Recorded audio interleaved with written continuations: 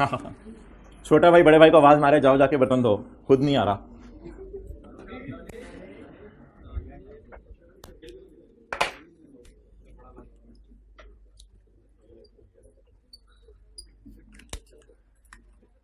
अच्छा भाई, IFRS 8 के अंदर डिस्क्लोजर अभी आप लोगों ने नोट नहीं करना।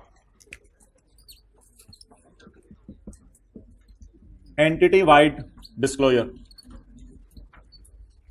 एंटिटी वाइड डिस्क्लोजर कौन कौन से हैं बोलें जल्दी। Product wise sale, geographical area, geographical area की, नॉन करंट एसेट का कैरी डाउन या नॉन करंट एसेट की एडिशन, नॉन करंट एसेट का। अच्छा, नॉन करंट एसेट कौन से होते हैं? Right off use, PP, intangible, investment property, कोई भी चीज हो सकती है, नॉन करंट एसेट लिखा हुआ है बस। यानी वो देखना चाह रहे हैं बाहर के मुल्कों में हमारे कितने एसेट्स हैं लंदन में, भाई ये देखना चाह रहे हैं स्टैंडर्ड। नॉन करंट एसेट्स, बाहर के मुल्कों में कितने एसेट्स हैं हमारे, करंट या नॉन करंट, और reliance on major customer. Entity wide disclosure उस ऑर्गेनाइजेशन ने भी देना है जिस ऑर्गेनाइजेशन का सिर्फ एक रिपोर्टेबल सेगमेंट है, फिर भी देना है। अच्छा, मशहूर जमाना जो डिस्क्लोजर है उसमें मेन आता था हमारा सेगमेंट एनालिसिस, ये आता था, और इसके बाद रिकॉन्सिलिएशन आती थी। एक चीज बीच में है मेजरमेंट, वो कोई इतनी इंपॉर्टेंट नहीं है, इसको इसलिए भी मैं साइड पर रखा हूं। तो एक डिस्क्लोजर में हमारे आ जाते हैं जी सेगमेंट एनालिसिस, मेजरमेंट और रिकॉन्सिलिएशन। अच्छा, इसके अलावा जो हमारे डिस्क्लोजर्स हैं कुछ थ्योरेटिकल हैं, थ्योरी बेस्ड हैं, लेकिन वो बड़े आसान से हैं। इसको कहते हैं general information, general information. General information के अंदर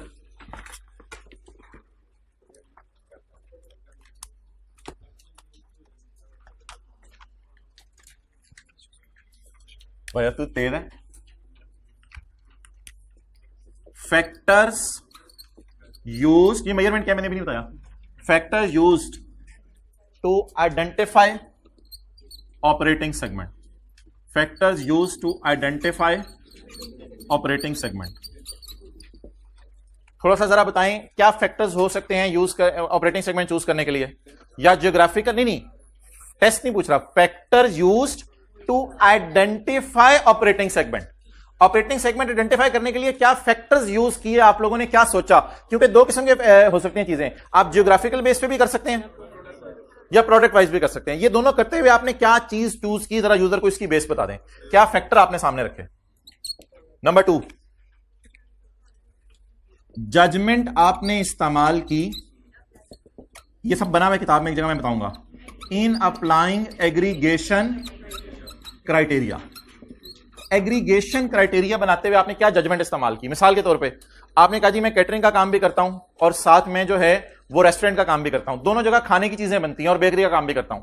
इन तीनों का मैंने इकट्ठा कर दिया, फार्मेसी और हॉस्पिटल का मैंने इकट्ठा कर दिया, और जो है वो ट्रांसपोर्ट के अंदर एयरलाइन वाले ट्रांसपोर्ट और बस ट्रांसपोर्ट को मैंने इकट्ठा कर दिया। तो जजमेंट कैसे इस्तेमाल किया आपने एग्रीगेशन क्राइटेरिया में। और तीसरी बात, टाइप्स ऑफ गुड्स,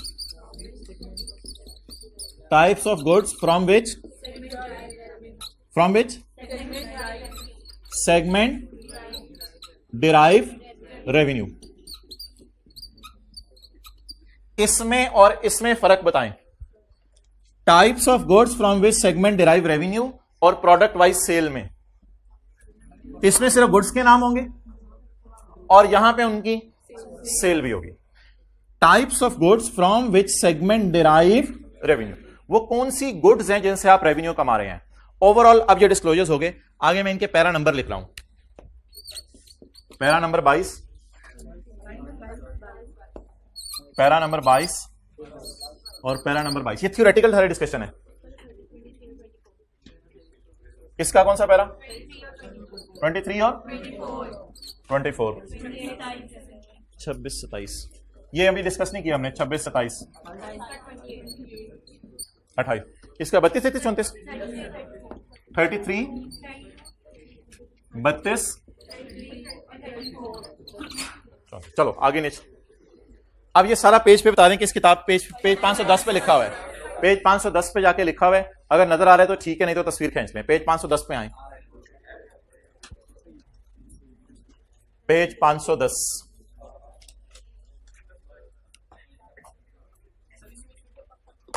मैं सब में फर्क बताता हूं, सारा रिवाइज कराऊंगा अभी, बस इसको 2 4 5 दफा हमने पढ़ना है।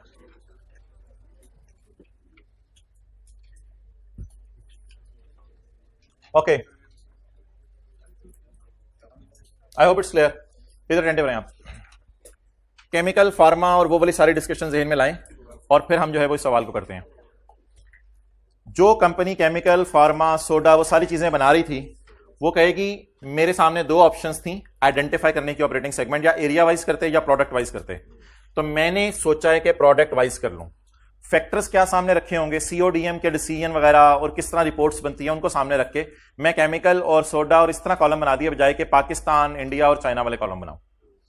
Judgement in applying aggregation criteria. इसी तरह केमिकल्स हम 2 किस्म के बना रहे थे, वो कहते हैं सवाल वाला मैंने आपको बताया नहीं, दोनों केमिकल्स मर्ज करके केमिकल एक ही डिवीजन हमने बना दिया, तो वो हमने एग्रीगेट कर दिए 2-3 चीजें जहां हमें मुनासिब महसूस हुआ। और हम चीजें कौन कौन सी बेच रहे हैं, केमिकल, सोडा ऐश, फार्मा, चीजों 5 के नाम बता दें। 5 के नाम बताने, 6 के नाम बताने में हरज कोई नहीं है। बाद में हो सकता है कुछ को रिपोर्ट करें, कुछ को रिपोर्ट ना करें। अब जब मेरी सारी टाइप्स ऑफ गुड्स आइडेंटिफाई हो गई, तो मैंने सेगमेंट एनालिसिस और इसके दरमियान में वर्किंग 1 2 3 पहले करनी है, क्योंकि टाइप्स ऑफ गुड्स तो मेरी बहुत सारी होंगी, उसमें से कौन सी को एनालिसिस में डालना है, कौन सी को नहीं डालना। तो इसके और इसके दरमियान में मैं एक वर्किंग करूंगा, वर्किंग 1, वर्किंग 2, वर्किंग 3, और वो वर्किंग्स करके मैंने अलग कर लिया 3 को। किस किस को, केमिकल को, सोडा ऐश को और फार्मा को, 3 को अलग कर लिया। सेगमेंट एनालिसिस में क्या किया, सेगमेंट एनालिसिस में जाके उन तीनों की external, internal, total, depreciation, amortisation, impairment, operating expenses और वो सारी इंफॉर्मेशन उनके डिस्क्लोज की, वो जो 15-20 चीजें हैं। उसके बाद मैं रिकंसाइलिंग आइटम्स लेके गया, उसमें मैं सेल, प्रॉफिट, एसेट्स और लाइबिलिटीज, और अगर कोई मटेरियल एक्सपेंसेस हैं जैसे ऑपरेटिंग एक्सपेंस, उसको लेके चले गए। कुछ बच्चे कहते हैं टेस्ट के वो जो होमवर्क वाले सवाल में ऑपरेटिंग एक्सपेंसेस नहीं बना हुआ, नहीं बना हुआ, बना दीजिएगा अगर डाटा अवेलेबल है तो, वो इतना हार्ड एंड फास्ट नहीं है। अच्छा, मेजरमेंट इंशाल्लाह कल सुबह सुबह आते पढ़ेंगे। मेजरमेंट ये होता है कि कई दफा फाइफो यूज कर रहे होते हैं फाइनेंशियल स्टेटमेंट्स में, और मैनेजर कहता है वेटेड एवरेज बना के दो, सीओडीएम कहता है, वो फिर मसला पड़ जाता है। मेजरमेंट ये है, मेजरमेंट में ऐसा भी हो सकता है आप चाह रहे हो कॉस्ट मॉडल फाइनेंशियल स्टेटमेंट्स में, लेकिन सीओडीएम कह रहा हो जरा रीवैल्यू करवा के भी मुझे चीजें बता दो, तो वो फिर मेजरमेंट गैप आ जाता है। मेजरमेंट आप सीओडीएम के लिए कुछ और कर रहे होते हैं और बेचारे आप फाइनेंशियल स्टेटमेंट बनाने लगते हैं, तब आपको कुछ और करना पड़ता है। तो वो मेजरमेंट का कोई गैप आ रहा है, तो वो इंशाल्लाह कल देखेंगे। तो मेजरमेंट थोड़ा थोड़ा समझ आ गया। हो सकता है सीओडीएम कहे मुझे फाइफो वेटेड एवरेज दोनों से निकाल के दो प्रॉफिट, लेकिन फाइनेंशियल स्टेटमेंट में तो आप दोनों में से, तो मेजरमेंट में कोई ना कोई चीजों की मसला आ सकते हैं। मेजरमेंट, मेजर करते हुए चीजों के मसला आ सकता है। जब ये सारे डिस्क्लोजर्स बन जाएंगे, फिर आप प्रोडक्ट वाइज अपनी सेल बताएंगे। वो अक्सर ऑर्गेनाइजेशंस ने इसलिए नहीं बताई होती, ये डिस्क्लोजर आपको अक्सर ऑर्गेनाइजेशंस में नहीं मिलेगा। प्रोडक्ट वाइज सेल इसलिए नहीं मिलेगा कि वो ऑलमोस्ट मेजर सेल यहां सेगमेंट एनालिसिस में कवर हो रही होती है, और वो 2-3 जो छोटे छोटे अदर ऑपरेटिव सेगमेंट होते हैं जो नॉन रिपोर्टेबल होते हैं, उनकी वो बनाना पसंद ही नहीं करते। वरना बेहतर है प्रोडक्ट वाइज सेल सबकी बता दें, उधर सेल बतानी है, इधर प्रोडक्ट्स के नाम बताने हैं। बाहर के मुल्क में कितनी सेल की, पाकिस्तान में कितनी सेल की, बाहर के मुल्क में कितने नॉन करंट एसेट्स हैं और पाकिस्तान में कितने नॉन करंट एसेट्स हैं। ये सेगमेंट एनालिसिस के एसेट्स से मैच नहीं कर रहे होंगे, क्योंकि उसमें करंट नॉन करंट दोनों पड़े होंगे।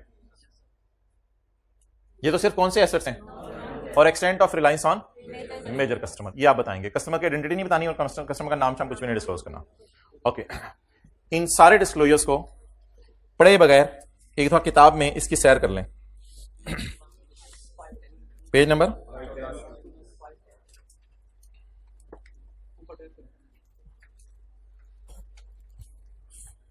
5 नहीं 512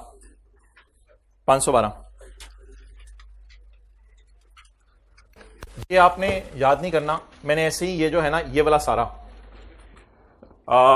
ये कुछ इंग्लिश होती है, ये फाइनेंशियल स्टेटमेंट में लिखी होती है कहीं ना कहीं।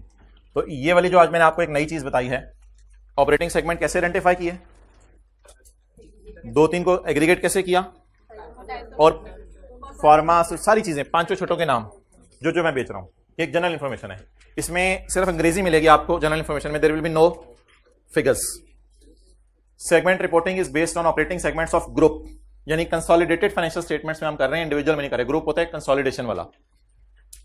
An operating segment is a component of a group that engages in business from which it may earn revenue and incur expenses, including revenue and expenses that relate to transaction with any of the group's other components. मुझे तो लगता है हम users को थोड़ा सा IFRS 8 समझा रहे हैं, होता क्या है। An operating segment results are reviewed regularly by chief operating decision maker to make decisions about resources to be allocated to segment and assess its performance, and for which discrete financial information is available. तो ये तो operating segment को identify करने के factors आप बता रहे हैं कि उनके रेवेन्यूज भी होते हैं, एक्सपेंसेस भी होते हैं उसके अंदर, और उसके अंदर डिस्क्रीट इन्फॉर्मेशन भी अवेलेबल होती है। तो ये जनरल इन्फॉर्मेशन जो हम वो एक पैरा स्टैंडर्ड का पढ़ा था, 3 शराइत पूरी होनी चाहिए तब ऑपरेटिंग सेगमेंट ऑपरेटिंग बनता है। The CODM who is responsible for allocating resources and assessing performance of operating segment has been identified as board of director। ये इस कंपनी ने बीच की बात बता दी। कहते हैं मेरा CEO नहीं है CODM, मेरा CFO CODM नहीं है, हमने board of directors of parent company को CODM बनाया हुआ है। ये इन्होंने बड़ी काम की बात कही है। हर कंपनी का अपना CODM होता है। ये स्टैंडर्ड ने कहा हुआ था इनमें से कोई रख लो, लेकिन कितना ब्यूटीफुल डिस्क्लोजर है, इसने बता दिया मैंने इनमें से किनको CODM चूज किया, बोर्ड ऑफ डायरेक्टर्स को। सेगमेंट रिजल्ट्स क्या होते हैं? Segment results assets, liabilities, revenues, profits, assets, liabilities, expenses, depreciation, amortisation. Segment results that are reported to CODM includes items directly attributable to segment as well as those that can be allocated on a reasonable base। क्या कोई ऐसा item है जिसको आप reasonable base पे segments में allocate कर सकें? हो सकता है एक जनरेटर चलता हो जिससे सबको बिजली मुहैया होती हो, तो उस जनरेटर के पेट्रोल को आप सब पे एलोकेट कर दें। कॉस्ट अकाउंटिंग में कभी ऐसा किया, किसी सब्जेक्ट में कुछ किया, किसी एक खर्चे को सब में डिस्ट्रीब्यूट कर दिया, तो ऐसा कर सकते हैं आप, कोई मसला नहीं। अनएलोकेटेड आइटम्स, कौन सी चीजें सेगमेंट्स में नहीं डाली जाती थी? Unallocated items, hand written page दिया था एक, हेड ऑफिस के खर्चे, हेड ऑफिस के एसेट्स, हेड ऑफिस की। Unallocated items comprise mainly corporate assets. Corporate assets कौन से? इनकम टैक्स एसेट्स, कोई टैक्स रिसीवेबल है गवर्नमेंट से, income tax liabilities, current tax payable and related income, और कुछ इनकम और एक्सपेंसेस ऐसे हैं जो हम कहीं भी नहीं डालते क्योंकि वो कॉर्पोरेट एसेट्स हैं, तो उनको हम सेगमेंट में नहीं डालते। The group strategic steering committee, कोई होगी committee consisting of board of directors of parent company, examines the group performance by product and geography. कहते हैं CODM दोनों तरह इंफॉर्मेशन मांग लेता है, प्रोडक्ट वाइज भी मांग लेता है। कहते हैं मैंने वैसे ना फिर आइडेंटिफाई प्रोडक्ट वाइज ही करना बेहतर समझा है। कहते हैं मैं सेगमेंट्स ऐसे बना रहा हूं, मैं एरिया वाइज नहीं बना रहा। अब डिस्क्लोजर दोनों तरह तो हम दे नहीं सकते, बहुत टाइम लग जाएगा, तो या सेगमेंट एनालिसिस प्रोडक्ट वाइज हो सकता है या एरिया वाइज हो सकता है। तो वैसे बोर्ड ऑफ डायरेक्टर दोनों को देख रहे हैं, तो इन्होंने ये वाला कैसे डिसाइड किया होगा? एक्सेलेंट। कोर प्रिंसिपल कौन बोला? हाथ खड़ा करें। Keeping in view the core principle, core principle को सामने रख के यूजर से मशवरा मांगा होगा, उन्होंने कहा होगा हमें मुनासिब लगता है प्रोडक्ट वाइज। अब इन प्रोडक्ट्स के हमने नाम दे दिए और थोड़ी थोड़ी इनकी नेचर बता दी, types of goods from which segment derive, ये वाला सारा डब्बा बना हुआ है, ये नहीं यहां कहीं आया, एग्रीगेट किया ही नहीं होगा उन्होंने चीजों को। ये सारे सेगमेंट्स हैं जिनकी थोड़ी थोड़ी हमने नेचर बता दी। इसके बाद जनरल इंफॉर्मेशन के बाद पिछले सफे पे आके मैंने वर्किंग 1 की, 2 की और 3 की। ये तो वर्किंग है ना, ये तो स्टैंडर्ड का पार्ट नहीं है, डिस्क्लोजर का पार्ट नहीं है। उसके बाद सबसे पहला disclosure, information regarding these is as under. इसके ऊपर लिख लिया आपने सेगमेंट एनालिसिस, ये हमारा पहला डिस्क्लोजर हो गया। सेगमेंट एनालिसिस, सेगमेंट एनालिसिस इसमें क्या कौन कौन से थे? केमिकल, सोडा एश, फार्मा, और बाकी इधर इकट्ठे हो गए थे 2 और इधर टोटल आ गया था। और ये 10-11 चीजें नहीं थी, और भी कुछ चीजें थी। पैरा कौन सा था? 22 और 23, 23 और 24 भाई, नहीं इधर पकड़ लिया जाएगा आपको, बोंगी मारी तो छोड़ेंगे नहीं लोग, पढ़ने वाले नहीं छोड़ते, ना पढ़ने वाला। ये हो गया सेगमेंट एनालिसिस। मेजरमेंट की डिस्कशन इधर भी नहीं है, मैं कल करूंगा। रीकॉन आगे जी, रिकॉन्सिलिएशन। उसके बाद इंफॉर्मेशन बाय, ये वाला मैंने नहीं दिखाया, information by Pakistan, foreign countries, revenue, और इस तरह non current assets, information about major customer. तो अब जरा जबानी याद कर लें। नंबर 1 जनरल इंफॉर्मेशन, ये आज नई बात की है। जनरल इंफॉर्मेशन में क्या, ऑपरेटिंग सेगमेंट को कैसे चुनते हैं, दूसरा सवाल अगर एग्रीगेट करना हो तो क्या जजमेंट लगाते हैं, और तीसरी बात टाइप्स ऑफ गुड्स जिन जिनसे रेवेन्यू कमाया जाता है। इधर टाइप्स ऑफ गुड्स देनी है और इधर इनकी सेल देनी है।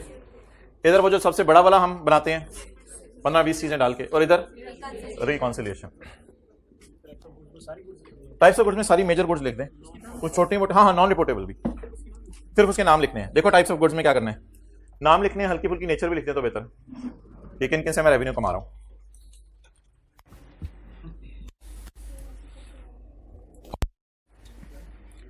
Come on page 506 practical limit से हम शुरू कर रहे थे। खुदा के लिए आज इस स्टैंडर्ड को खत्म कर दें, सब कुछ वाइट खुला हुआ है सामने, चीजें बड़ी आसान है, फोकस करें। Page 506 practical limit.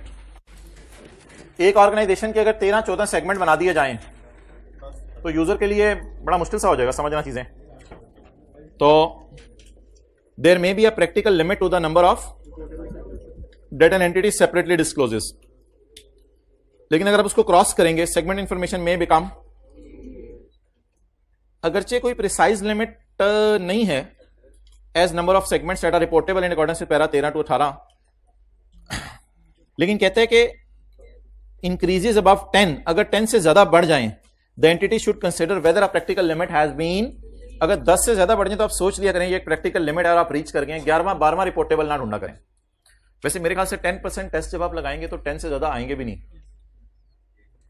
अकल की बात ही है ना। वैसे जब आप 200 आपकी सेल है तो आपने 10% इसका लगा दिया 20, तो हर एक की 20 सेल होगी। तो हाँ बाकी एसेट्स की बेस पे भी हो सकता है, सही कह रहे हो आप, लेकिन आमतौर पे 10 से ज्यादा कितने होने हैं, वो भी कह रहे हैं 10 पे क्या लगा दो, ब्रेक लगा दो। तो बस अब सारा ये याद करने की जरूरत नहीं है, सारे को फारिग, बस प्रैक्टिकल लिमिट अबव 10 जरा अजीब सा है। अगर इंक्रीज करे अबव 10 तो आप कंसिडर करो कि बस अब मैं रीच पहुंच गया हूं लिमिट, इससे ज्यादा ना करूं मैं। अच्छा हाँ जी, एसी भाई, एसी का टेम्परेचर 16 पे कर दें, टेम्परेचर ज्यादा कर दें, टेम्परेचर ज्यादा कर दें। Non reportable operating segment, non reportable operating segments, अभी मैंने आपको डायग्राम दिखाई है, यहां डालेंगे पॉलिएस्टर पेंट, पता नहीं केमिकल पेंट जो भी था, वो जो 2 इधर डाले थे।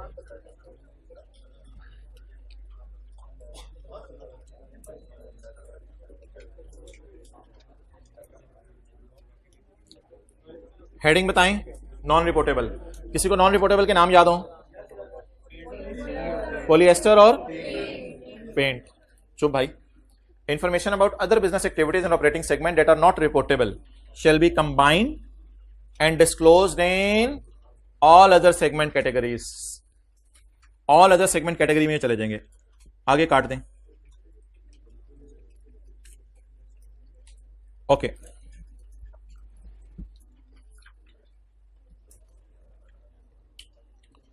पैरा 20 भी जरूरत नहीं है। चलें जी, जनरल इंफॉर्मेशन बता दें। General information, factors used to identify reportable segment, that is whether the entity is organized around different products or different regions. Judgment made by management in applying the types of products and services from which each reportable segment derive its, ये general information थी जो हमने पहली दफा पढ़ी।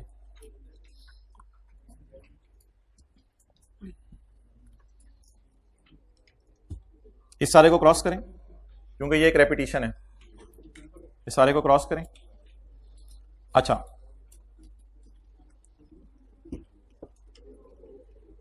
एक बात इसमें से लिख लें, 26 पे करना था भाई, 16 पे कर दिया, 22 पे कर दो। नहीं मत कमेंट तो किया करें आप लोग, जिसने जो बात करे वो करें। अभी तरह आप बस में जा रहे होंगे, जहाज में जा रहे होंगे, पिछली वाली सवारी बोतल मंगवा रही होगी, अब आप कहेंगे यार ये बार बार बोतल मंगवा रहा है, उसको उसने तुझे क्या मसला है, मैंने अपनी पैसे दिए हैं, तो क्यों दूसरों के कामों में ना इंटरफेयर करें, खुदा के लिए पराई पुनी का पाप ना बुन, तो अपना कर जो काम करना है। सेगमेंट इंफॉर्मेशन किस किस साल की दी जाए, 1 साल की या कंपैरेटिव भी देनी है? आपने काट दिए इसलिए मैं अलग से लिखवाऊंगा। For each period for which SOCI is presented, अगर एसओसीआई 2 साल की तो सेगमेंट इंफॉर्मेशन भी 2 साल की, एसओसीआई 3 साल की तो, लेकिन नॉर्म क्या है अकाउंटेंट्स की, कितने सालों की इंफॉर्मेशन देते हैं? 2 सालों की। इसी तरह each date at which a balance sheet is presented, हर डेट जिस पे बैलेंस शीट प्रेजेंट की जाए उसकी आपने सेगमेंट इंफॉर्मेशन देनी है। आइए सेट में किसी को याद हो कभी कभी 3 सालों की बैलेंस शीट भी बनती थी, अगर कोई पुरानी एरर पता चल जाती थी तो फिर जितने सालों की बैलेंस शीट उतने सालों की सेगमेंट इंफॉर्मेशन।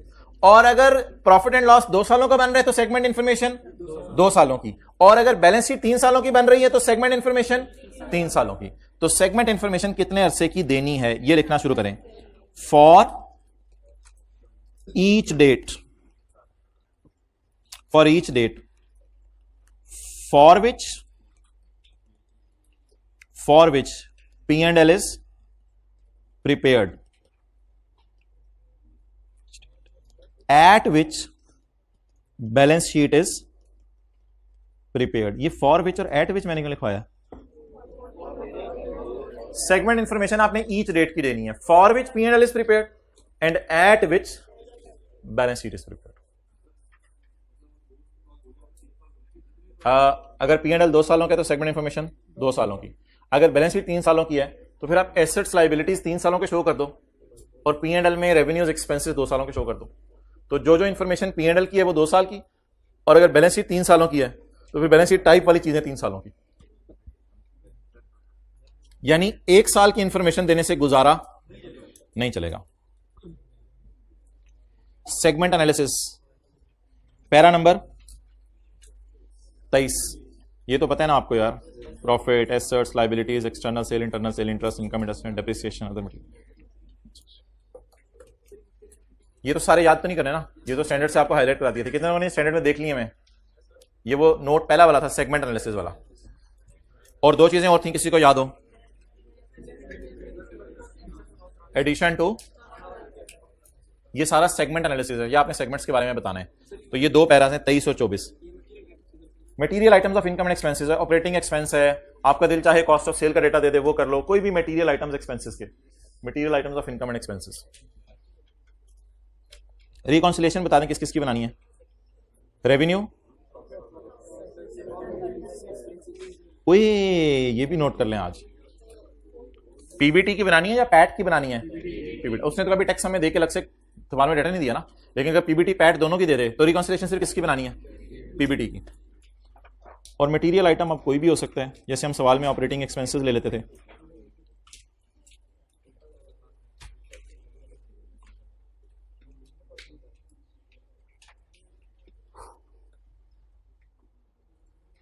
इसको भी क्लोज कर। अच्छा, यहां तक होगी reconciliation, segment analysis and reconciliation. अब entity wide disclosures, external sale का product wise breakup, external sale और non current assets as on का पाकिस्तान और फॉरेन कंट्री में, और extent of reliance on major customer. एक चीज हमारी अब रह गई मेजरमेंट, कल इंशाल्लाह करेंगे। एक चीज हमारी रहेगी मेजरमेंट।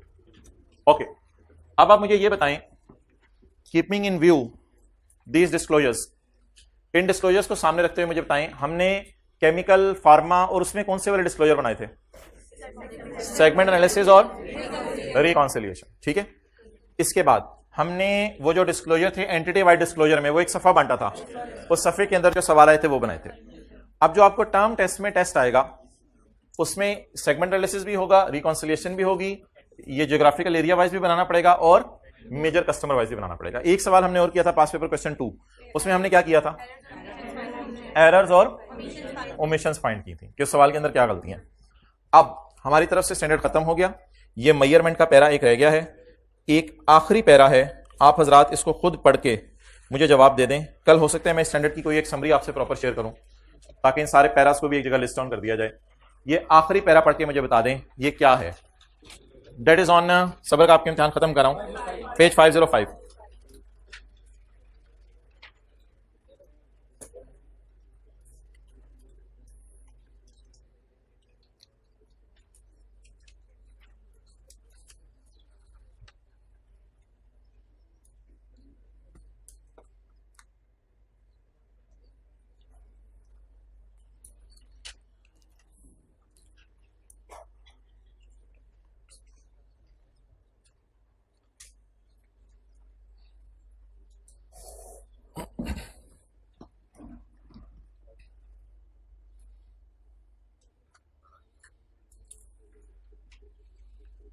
इसके आगे लिखें वर्सेस पैरा 7,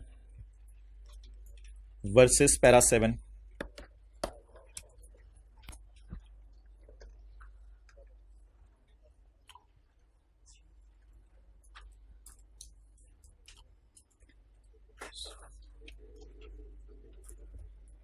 अच्छा, इसके बाद हमारा आईएफआरएस 9 है, कंसोलिडेशन है, एसोसिएट है, आईएस 1037 है, आईएफआरएस 15 है और फाइनल अकाउंट है। अब वी आर वेरी लकी कि वो जो थ्योरेटिकल स्टैंडर्ड्स थे ना, जैसे 38 था, 41 था, आईएफआरएस 8 था, बस ये 3-4 स्टैंडर्ड ज्यादा थ्योरेटिकल थे, क्योंकि थ्योरी की डिस्कशन काफी ज्यादा करनी पड़ी थी। आने वाले स्टैंडर्ड्स के अंदर ज्यादा डिस्कशन नहीं है।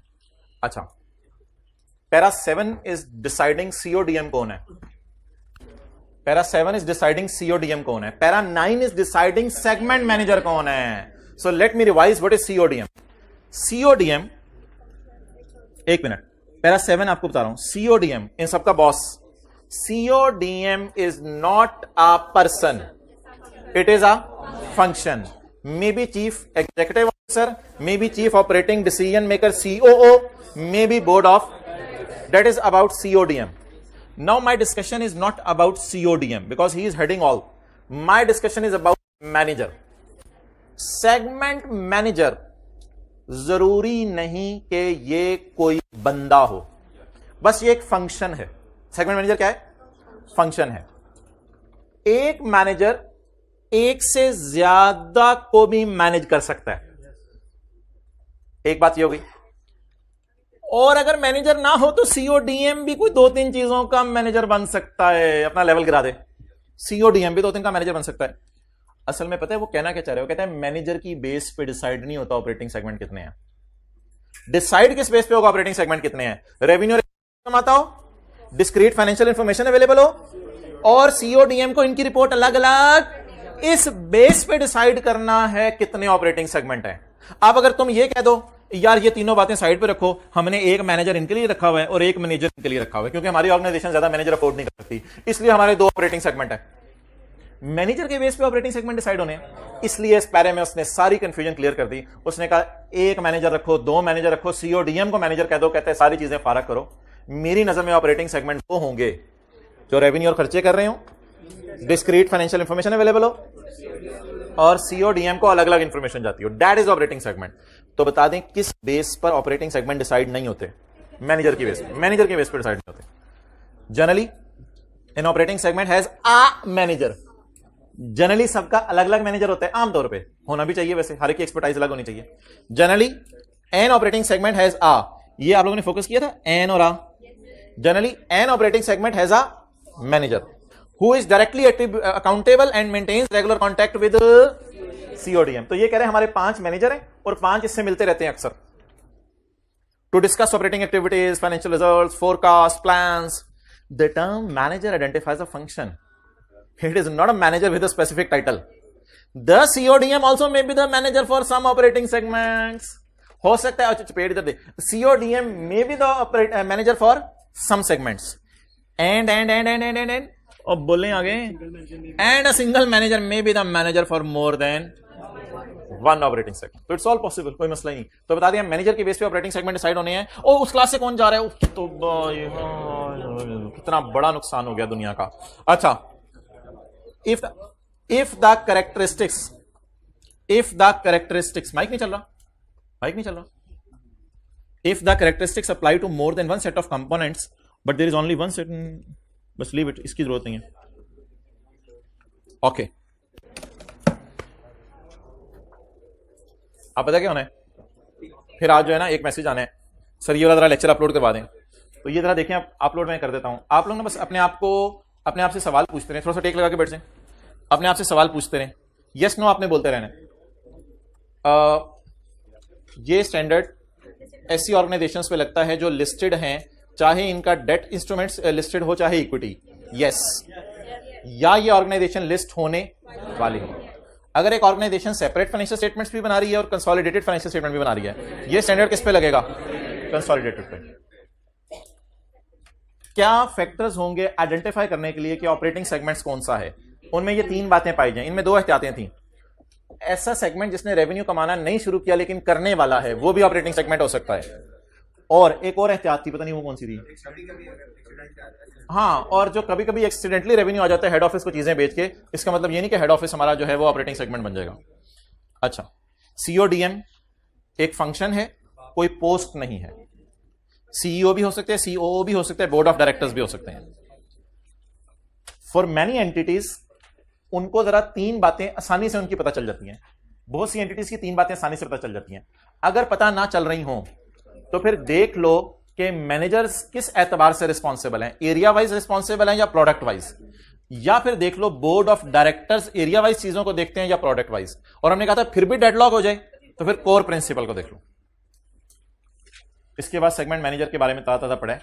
सेगमेंट मैनेजर एक सेगमेंट के दो तीन सेगमेंट का एक मैनेजर भी हो सकता है, और सीओडीएम खुद भी मैनेजर हो सकता है, इट इज नॉट नेसेसरी। उसके बाद मैट्रिक्स फॉर्म ऑफ ऑर्गेनाइजेशन ये थी जिसमें प्रोडक्ट वाइज भी इंफॉर्मेशन जाती है और ज्योग्राफिक वाइज भी। इसमें इन द एंड आके हमने कहा था कि कुछ भी नहीं बन रहा तो कोर प्रिंसिपल को फॉलो कर लो। इसके बाद रिपोर्टेबल सेगमेंट कौन सा होता है? भाईजन वो नहीं होता जो 10% टेस्ट पास करे, पहले इसका ऑपरेटिंग सेगमेंट बनना जरूरी है। रिपोर्टेबल कौन सा होगा? जो इनमें से होगा। ये दोनों रिपोर्टेबल नहीं हो सकते। रिपोर्टेबल बनने के लिए दो शर्तें, चुप चुप चुप, रिपोर्टेबल बनने के लिए दो शर्तें, इनमें से हो, इन दोनों में से ना हो, यानी ऑपरेटिंग हो, और अगली शर्त 10% टेस्ट पास करता हूं, then that will be called as reportable segment. लेकिन अगर आपके सेगमेंट्स बहुत ज्यादा हो गए हैं तो आप दो तीन को एग्रीगेट करने के लिए पांचों शराइत पूरी होना जरूरी है। प्रोडक्ट भी सेम नेचर की हो, प्रोडक्शन प्रोसेस भी तकरीबन सेम हो, कस्टमर भी सेम किस्म के हों, और मेथड टू डिस्ट्रीब्यूट भी सेम हो। इसके बाद अब इन ऑपरेटिंग में से किन को रिपोर्टेबल ऑपरेटिंग बनाना है, उसके लिए कितने परसेंट टेस्ट? 10% टेस्ट। लेकिन अगर ऑर्गेनाइजेशन को यह लगे कि कोई और सेगमेंट मेरा 2-3% सेल कर रहा है लेकिन यूजर को बताना इसके बारे में जरूरी है, तो उसको भी डिस्क्लोज कर सकता है। अगर एन एंटिटी में कंबाइन डू नॉट, ये तो वो एग्रीगेशन क्राइटेरिया था। अगर 2013 के अंदर कोई सेगमेंट रिपोर्टेबल था और अब आके सेल नीचे गिर गई है तो क्या करें? मर्जी है आपकी, मर्जी है, जरूरी नहीं है, मर्जी है आपकी। इफ मैनेजमेंट जजेस दैट ऑपरेटिंग सेगमेंट जो इमीडिएटली पीरिंग पीरियड में कॉन्टिन्यूइंग सिग्निफिकेंस का अभी तक है, तो information about that segment shall continue to be reported separately. अगर मैनेजमेंट समझे तो करते, वरना जरूरी नहीं है, क्योंकि अब ये बंदा फारग हो गया। पहले अगर ये तीर हाँ भी था, बड़ा जबरदस्त जो है वो बड़ा मशहूर बंदा था, और अब फारग हो गया, तो अब इसका जिक्र करना है करो, नहीं करना ना करो। लेकिन एक और अभी मिसाल आएगी आगे, उसमें जरा जरूरी होगा, उसमें जरा जरूरी होगा। तो पहले ये आसमानों पे पहुंचा हुआ था, अब बेचारा जमीन पे गिर गया। स्टैंडर्ड कहता है, अजीब सा वैसे बात है, चले छोड़े। स्टैंडर्ड कहता है यार फारग करो इसको, ना भी जिक्र करो, मुझे कोई मसला नहीं। पहले 2-3 टेस्ट बड़े कमाल दिए, अब जाके टेस्ट भी नहीं दे रहा, कहता है स्टैंडर्ड फारग करो, आगे चलो। 75% टेस्ट है, प्रैक्टिकल में 10 की होगी। चेहरा इधर रख लें, कुछ नहीं होता। कंपैरेटिव इंफॉर्मेशन, हाँ ये बड़ा कमाल है। ये पहले जमीन पे था, अब पहुंचा हुआ है। अब आपने पिछले साल के फाइनेंशियल स्टेटमेंट को क्या करना है? रीस्टेट करना है। थोड़ा सा जरा रिलैक्स हो जाए, packing shaking. Non reportable operating segments को इकट्ठा कर देना है। अब कहानी किसकी शुरू हो गई? डिस जनरल इंफॉर्मेशन में 3 बातें आ गई। सेगमेंट एनालिसिस हो गया, और रिकॉन्सिलिएशन, नहीं रिकॉन्सिलिएशन, ये रिकॉन्सिलिएशन हो गई। ये कौन सा डिस्क्लोजर हो गया? एंटिटी वाइड डिस्क्लोजर हो गया। और ये क्या रह गया? अच्छा जी, मेजरमेंट में वो ये कह रहा है कि जी जनरल डिस्क्लोजर्स में जो बंद करनी किताबें जो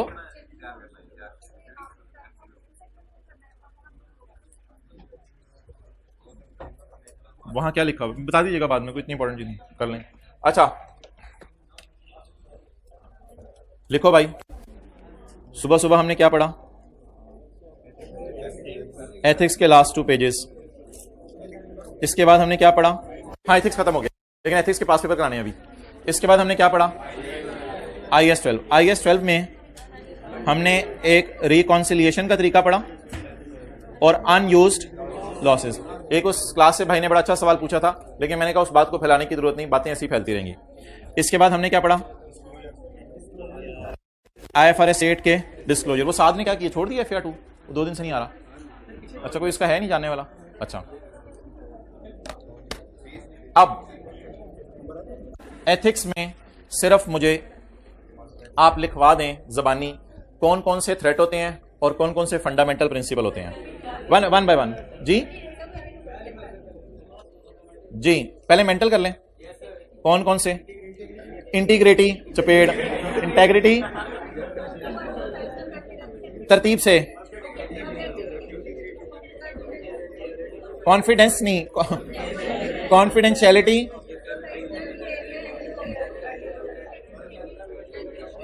प्रोफेशनल कॉम्पिटेंस पहले आती है। प्रोफेशनल कॉम्पिटेंस,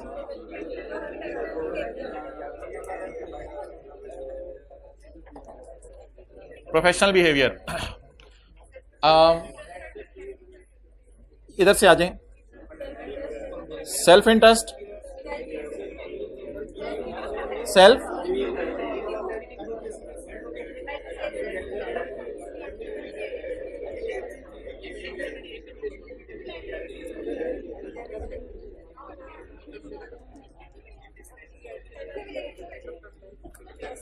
जी बिल्कुल, मैंने जगह छोड़ी भी है।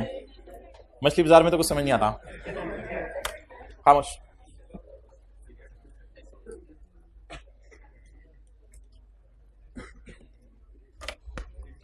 पास पेपर में उनको तो हम तुझे कर, पास पेपर में जो आज तक 70 से 80% सवाल टेस्ट हुए हैं उनमें ये कॉन्सेप्ट टेस्ट हुआ है।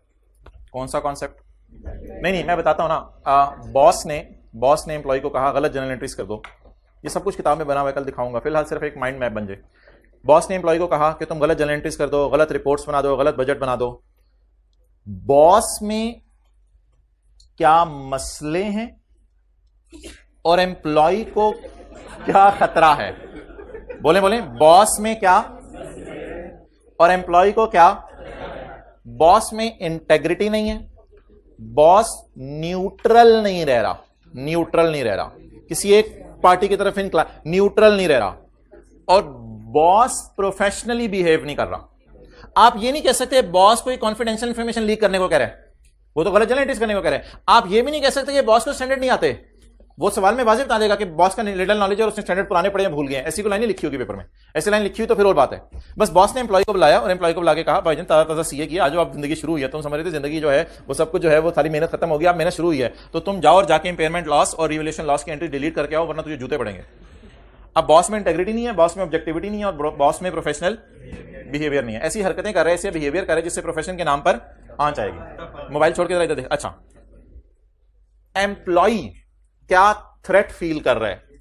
इंटिमिडिएशन थ्रेट होते हैं कि अगले का नेचुरल खौफ दिल में होता है बॉस का, नेचुरल बाय डिफॉल्ट, चाहे वो गुस्से वाला हो चाहे वो गुस्से वाला ना हो, फिर भी ये खौफ होता है बॉस का कि बॉस मुझे कुछ ना कुछ कह सकता है।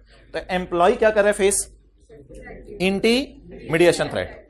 और तीसरा सवाल आता है कि हाउ एम्प्लॉय शुड रिस्पॉन्ड।